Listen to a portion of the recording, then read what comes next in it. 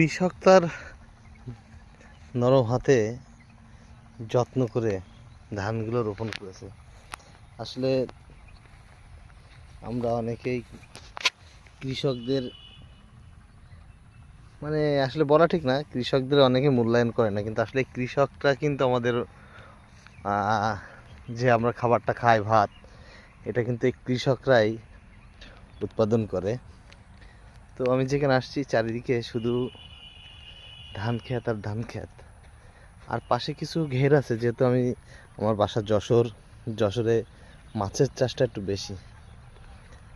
আর আজকে সূর্যটা ডুবছে এমন একটা মুহূর্তে আমি এখানে আসছি, বেশ ভালো দেখাচ্ছে।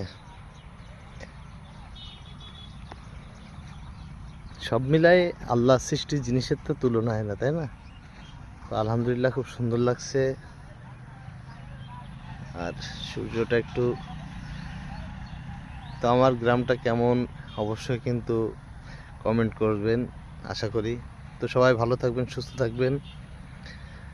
তার একটা বিষয় হচ্ছে যে আমি তো ম্যাক্সিমাম সময় গাড়ি বেচা কেনার ভিডিও ছাড়ি, আজকে একটু গ্রামের সৌন্দর্যটা আপনাদের মাঝে তুলে ধরলাম।